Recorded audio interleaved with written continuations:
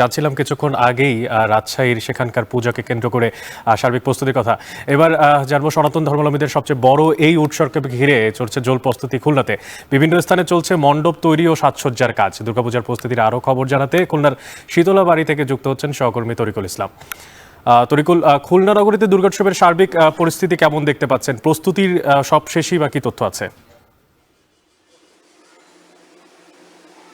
দেখুন, প্রতি বছরের মতো এবছরও কিন্তু উৎসবমুখর পরিবেশে একটা প্রস্তুতি চলছে। শারদীয় দুর্গোৎসব, যেটি সনাতন ধর্মাবলম্বীদের যে সবচেয়ে বড় ধর্মীয় উৎসব, এই উৎসবকে কেন্দ্র করে তারা প্রতিমা তৈরির কাজে ব্যস্ত রয়েছে। এখানকার যারা প্রতিমা তৈরিতে ব্যস্ত, যারা তৈরি করছেন। এছাড়া এখানকার আমরা পরিস্থিতি যেটা দেখতে পাচ্ছি যে এখানে একটি উৎসবমুখর এবং আনন্দমুখর পরিবেশ বিরাজ করছে। সেই সাথে এখানকার যারা শিল্পীরা রয়েছেন বা কর্মীরা রয়েছেন, তারা কিন্তু মণ্ডপে মণ্ডপে কাজ করছেন এবং শেষ মুহূর্তের প্রস্তুতি চলছে। ইতিমধ্যে বিভিন্ন জায়গায় প্রতিমা গড়া চলছে, রঙের কাজ, সাজসজ্জার কাজও চলছে। তো আমরা শীতলাবাড়ি মন্দির, এটি 200 বছর প্রাচীন এই মন্দিরটি। এখানে কিন্তু এখানকার যে ঐতিহ্য রয়েছে, সেই ঐতিহ্য অনুযায়ী তারা তাদের কর্মকাণ্ড পরিচালনা করছে এবং আপনারা দেখতে পাচ্ছেন যে কাজ চলছে এখানে।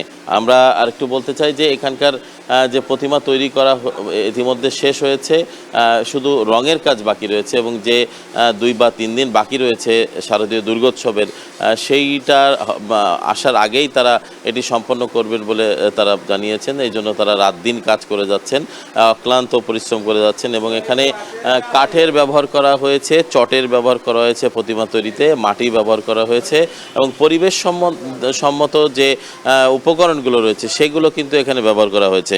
তো আমরা আরেকটু তথ্য আপনাদেরকে বলতে চাই যে খুলনা জেলায় এবার 991টি মণ্ডপে দুর্গা উৎসব পালিত হবে।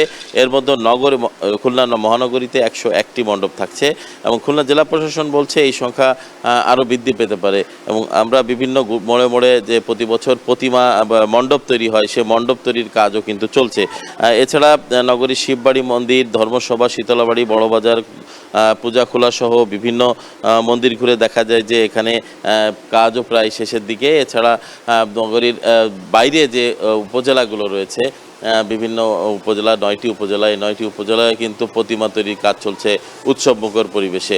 আরেকটা তথ্য দিয়ে রাখি যে এখানকার আইন শৃঙ্খলা পরিস্থিতির কথা যদি বলতে হয়, এখানকার আইন শৃঙ্খলা পরিস্থিতি কিন্তু এখানে আনসার আজকে নিয়োগ করা হয়েছে। আজকে থেকে মন্দিরে এবং মণ্ডপে এই এখানকার আইন শৃঙ্খলার দায়িত্বে পুলিশ ফোর্স এখানে নিয়োজিত করা হবে বলে আমাদেরকে জানিয়েছেন এখানকার আইন শৃঙ্খলা রক্ষার দায়িত্বে যারা রয়েছেন। তো সব মিলিয়ে যারা পূজা আয়োজন করছেন বা পূজা মণ্ডপের প্রস্তুতি করছেন, তারা আজকে এবারের পূজা নিয়ে তারা সন্তুষ্টি প্রকাশ করেছেন। সব মিলিয়ে এই ছিল আমার কাছে খুলনার শীতলাবাড়ি মন্দির থেকে শারদীয় দুর্গোৎসবের যে প্রস্তুতি, তার সর্বশেষ খবর। খুলনার শীতলা বাড়ি মন্দির থেকে যুক্ত ছিলেন সহকর্মী তরিকুল ইসলাম এবং জানাচ্ছিলেন শারদীয় পূজার সবশেষ প্রস্তুতির খোঁজ খবর।